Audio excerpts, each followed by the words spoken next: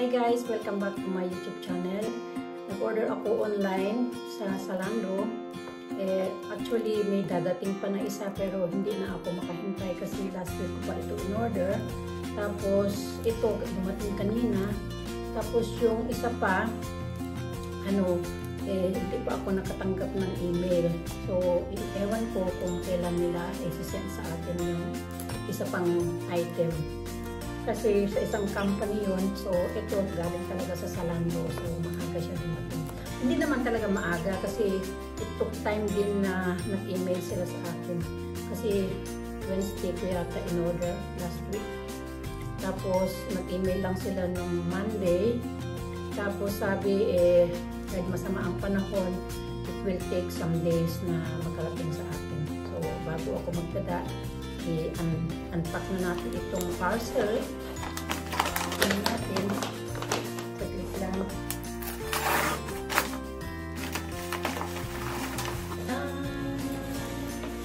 Oh, ayan. Meron siyang invoice, kaya ng dati, at saka may etiquette na kung halimbawa, isa sa uli ko, i-ano ko lang dito sa plastic bag. O dahil sa paper bag. Ay! Hindi. Akala ko, meron pang isang parcel na dadating, hindi pala. Kasi tatlo yung in-order ko, nandito na pala sila lahat. Buti na lang nag-video na pala ako.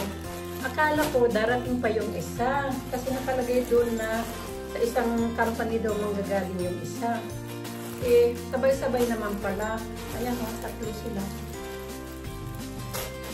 Mga long dress. Kasi nung nag-video ako ng fashion model puno ako, nagustuhan ng family members ko yung ibang long dress na ginamit ko. So, kailangan ko bumili ng bago. Nag-sale naman na sila sa Zalando. Ewan ko kung magkano yung ilagay ko na lang mamaya kung magkano yung bili ko sa isang damit. Kasi pangalan nito, nag-sale na sila. Mas makamura kapag sale talaga dahil discounted na sila. So, nag-order ako ng tatlo. Halos puro pula. Para magamit ko na yung bago kong sapatos. Saka yung bago. Hindi naman bago. Yung bag na binigay ng anak ko na Michael Kors na galing pa ng USA. Hindi na niya na daw nagustuhan kasi nanay na siya. So, hindi na siya masyadong magamit ng shoulder bag o kaya bags kasi ang ginagamit niya lagi is backpack para sa gamit ng mga anak niya. Okay, bago ako magdada guys, buksan na natin itong tatlong nasa plastic bag. Mga long dresses pang summer. Bumili na ako ngayon kasi nag-sale na sila. Magagamit ko naman na yan siguro mga April or May. Ang brand niya is Mango o the Mango. Ang size niya is size S. Tinanggal nila yung presyo. Nawala na yung presyo. Tinanggal nila. Ganyan ang itsura niya guys. Sukat ko mamaya para makita niyo kung bagay na sa akin. Okay. Ito yung una. Buti na lang pala at nag-unbox na ako. Kasi akala ko dadating pang isa. Meron pang dadating na isa. Sinabay-sabay pala nila sa isang paper bag. Ito yung pangalawa. Sa din, sa Mango din siya. Tinanggal na din yung price. Ito itsura niya. Parang sexy siyang tingnan.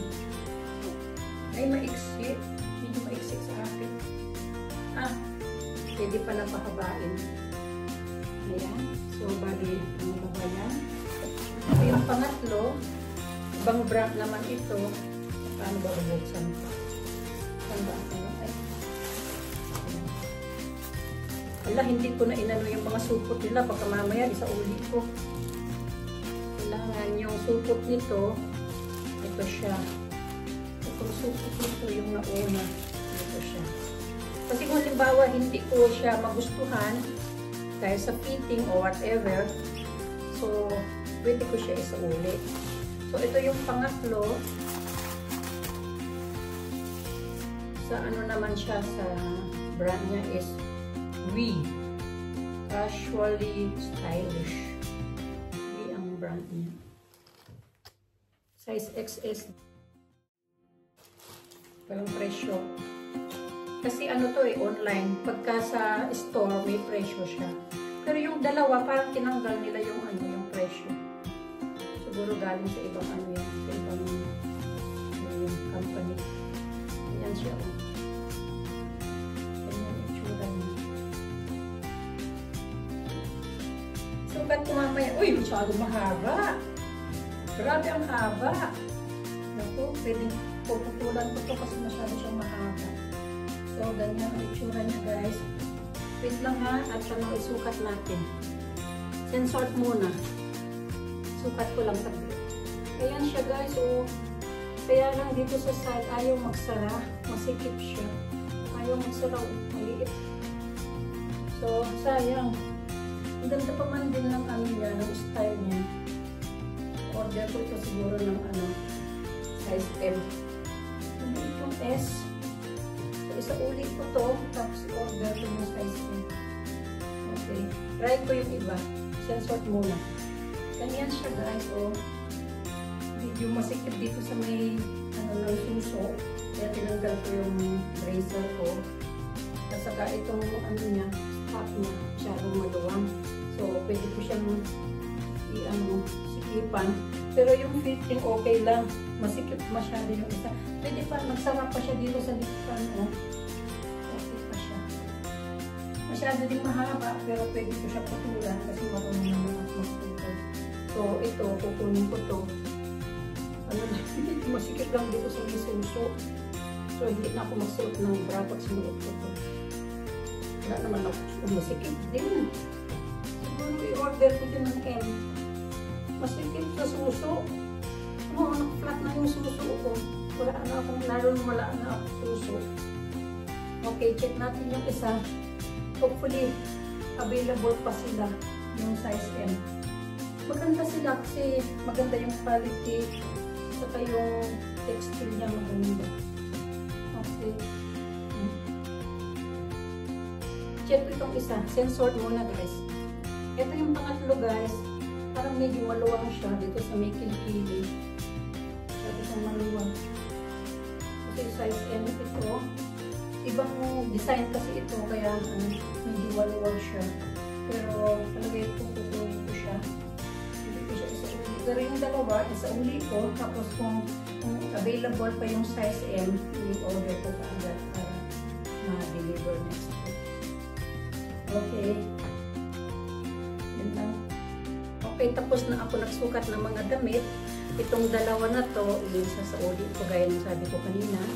Dahil itong isa, maganda ang ano niya, maganda talaga yung style niya, saka yung ano, yung ano ba to, textile.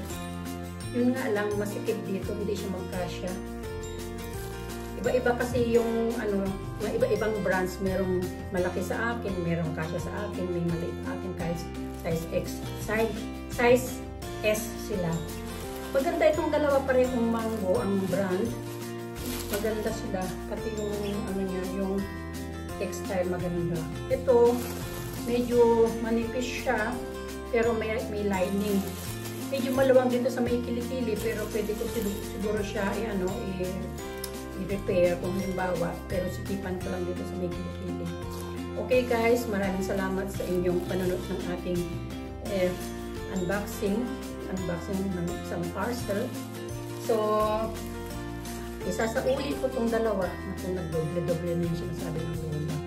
Okay, ganun na lang guys. Maraming salamat sa inyong lahat at sa mga mag-anak ko, sa aking family sa Philippines na sumusuporta sa akin at sa kayong mga youth ng Jayco's Tumawini. Maraming salamat sa inyo guys at lagi kayo nandyan na sumusuporta sa akin, lalong-lalo na sa aking family, sa Tumawini Isabela, sa Santa Maria Isabela, sino pa ba yung nandun, taga Manila. Yun lang yata yung nag-support sa akin lately dun sa pangalawang video ko this year, 2024. At syempre sa aking dalawang teams, Team YouTube Tambayan and Team Choconuts 5. Choconuts 5. Lagi ko yan nakakalimutan. Team Choconuts 5. Yun, correct. And Team YouTube Tambayan. Thank you guys and God bless you all. Bye!